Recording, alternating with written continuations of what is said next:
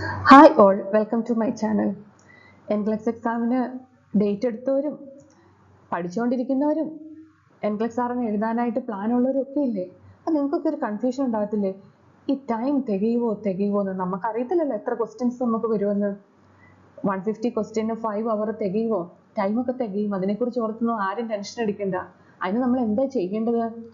നല്ലതുപോലെ പഠിക്കുക. പഠിക്കുന്ന ടോപ്പിക് എന്താണെന്ന് മനസ്സിലാക്കുക. ചിലപ്പോൾ ഒരു ഡിസീസ് കണ്ടീഷൻ പഠിച്ചുകൊണ്ടിരിക്കുക, അതിൻ്റെ ഡിസീസ് കണ്ടീഷൻ്റെ സൈൻസ് ആൻഡ് സിംറ്റംസ് വരുമ്പോൾ വേറെ ഒരു പാഠത്തിലും വേറൊരു ഡിസീസ് കണ്ടീഷനും ഇതൊക്കെ ഉണ്ടല്ലോ സൈൻസ് ആൻഡ് സിംറ്റംസ്. ആ കൺഫ്യൂഷൻ വരുമ്പോഴേ എന്താ ചെയ്യേണ്ടേ? അത് പോയി നോക്കുക, അവിടുത്തെ യുണീക്ക് ഡിഫറൻസ് എന്നതാണെന്ന് മനസ്സിലാക്കുക. ക്വസ്റ്റ്യൻ ചെയ്യുമ്പോഴോ അണ്ടർസ്റ്റാൻഡ് ദ ക്വസ്റ്റ്യൻ, ഓരോ ക്വസ്റ്റ്യനും മനസ്സിലാക്കി ചെയ്യുക.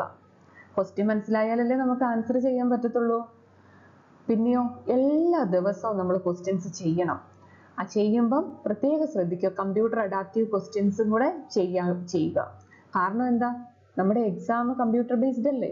അപ്പം നമുക്ക് എക്സ്പീരിയൻസ് വേണം കമ്പ്യൂട്ടറിൽ ക്വസ്റ്റ്യൻസ് ചെയ്തിട്ട്. ഒരു ക്വസ്റ്റ്യൻ കിട്ടിക്കഴിഞ്ഞാൽ എന്താ ചെയ്യേണ്ടത്? റീഡ് ദ ക്വസ്റ്റ്യനും ആൻസർ ഒരു 2-3 പ്രാവശ്യം വായിക്കുക. കാരണം എന്താണെന്നോ, ചിലപ്പോൾ ആദ്യം ഒരു പ്രാവശ്യം മാത്രം വായിക്കുമ്പം ഇതായിരിക്കും ആൻസർ എന്ന് തോന്നും. പക്ഷെ ഒന്നുകൂടെ മനസ്സിരുത്തി മനസ്സിലാക്കി വായിക്കുമ്പോൾ അതല്ലായിരിക്കും ആൻസർ. അപ്പൊ എന്ത് ചെയ്യും?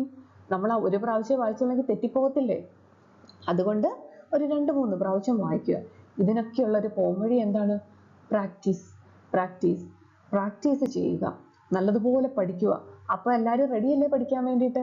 നിങ്ങൾ നല്ലതുപോലെ പഠിച്ചു പോയി എക്സാം എഴുതിക്കോ. ഒരു ടെൻഷനും വേണ്ട, സമയവും തികയും, നല്ലതുപോലെ എഴുതാനും പറ്റും, പാസ്സാകാനും പറ്റും. അപ്പോൾ എല്ലാവർക്കും ഓൾ ദ ബെസ്റ്റ്. അടുത്ത വീഡിയോയിൽ കാണാം. Thank you.